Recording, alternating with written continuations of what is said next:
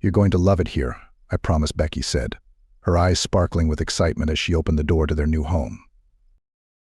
Mike took a cautious step inside, his skepticism palpable.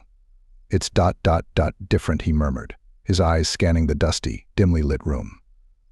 The house was a far cry from their old apartment in the city, but Becky had always dreamed of a place like this, a quaint cottage nestled in the heart of the countryside.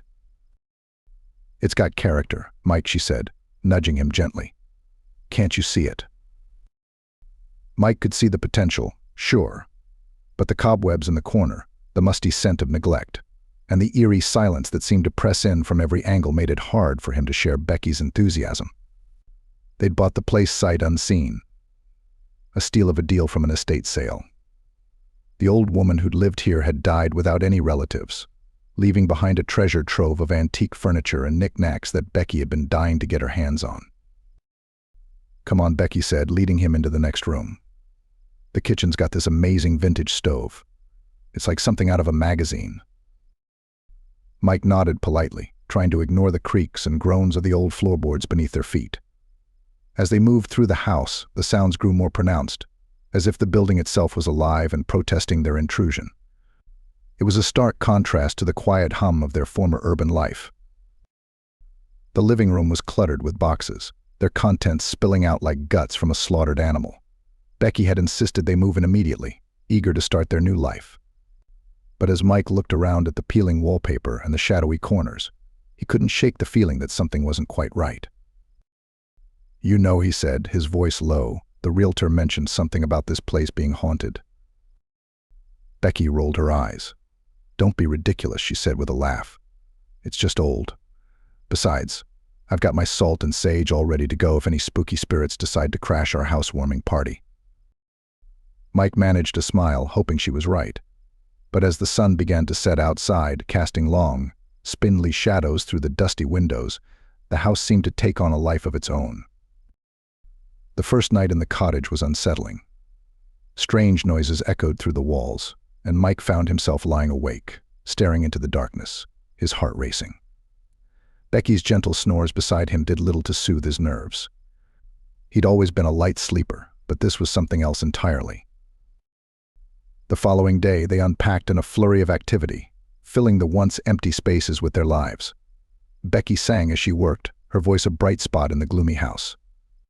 Mike tried to stay busy too, but every now and then he'd catch a glimpse of something out of the corner of his eye, a shadow that didn't belong, or hear a sound that didn't match the rhythm of their movements. "What was that?" he asked, pausing mid-sentence. Becky looked up from where she was arranging a bouquet of flowers on the mantel. "What was what?" "That noise," Mike said, frowning.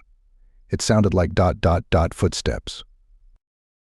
"Probably just the house settling," Becky replied, though her voice wavered slightly.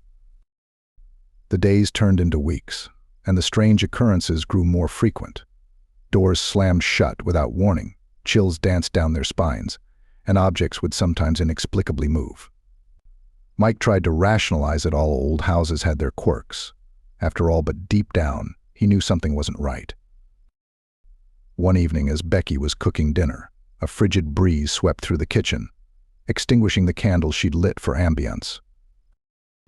"I don't like it," Mike said, his voice tight with tension. "It's just the wind," Becky said, though her smile didn't quite reach her eyes as she lit the candles again. "The windows are old. They let in drafts." But Mike had noticed the windows were closed, and there hadn't been a whisper of wind outside all day. He swallowed his growing unease and helped her finish setting the table. They ate in silence, the tension thick enough to cut with a knife. After dinner, Becky suggested they watch a movie to take their minds off things.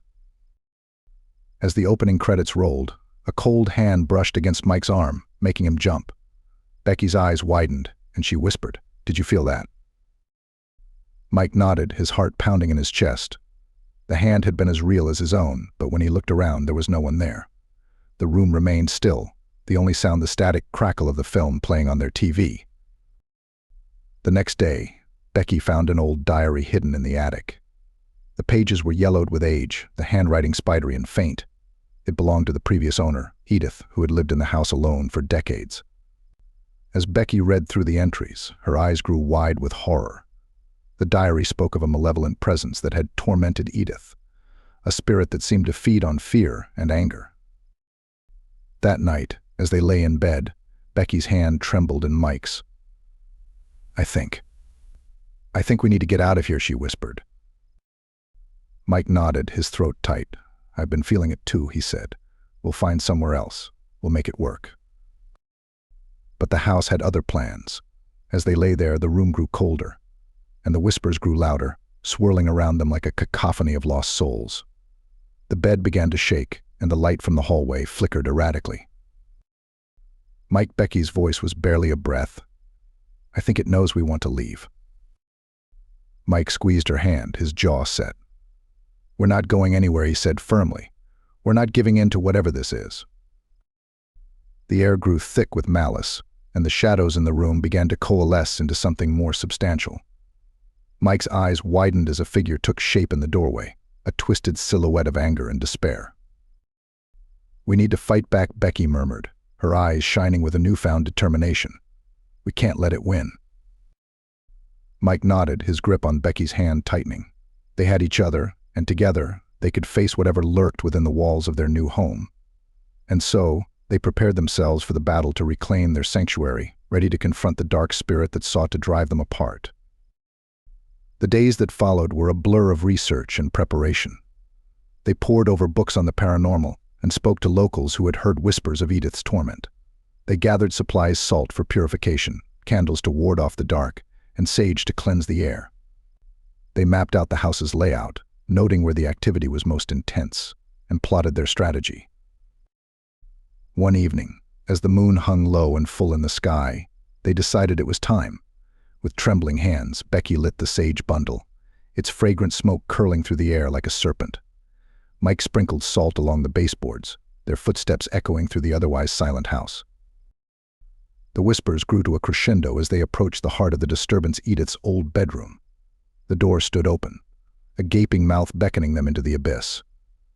Becky clutched a crucifix around her neck, while Mike held a flashlight, its beam cutting through the thick darkness like a knife. As they stepped over the threshold, the temperature plummeted. The figure of the angry spirit manifested before them, a swirling maelstrom of shadow and malice. Its eyes burned with an unearthly light, and its voice, a chorus of tormented screams, filled their ears. Becky stepped forward, her voice steady and firm as she recited the words they'd learned to banish the entity. The spirit roared, its form solidifying into something monstrous. Mike's heart hammered in his chest, but he didn't back down. He took up a handful of salt and threw it at the creature, his aim true. The salt hit its target, and the spirit recoiled, its screams turning to wails of pain. They continued their assault, salt and light, and the power of their unwavering love. The air grew colder, the walls seeming to close in around them, but they didn't falter. The spirit thrashed and howled, its power waning with each word Becky spoke. Suddenly, with a final, deafening shriek, the spirit dissipated into the ether, leaving only the faint scent of ozone in its wake. The room grew still, the cold retreating like a tide. The house, it seemed, had finally found peace. For a moment, Mike and Becky stood there, panting and disbelieving. Then, they fell into each other's arms, holding tightly as the reality of their victory sank in.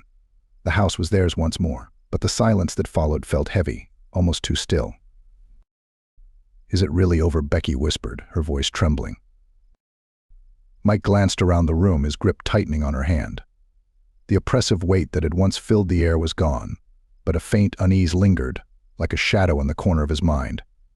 He didn't want to voice his doubts, not now. Not when they had fought so hard to take their home back.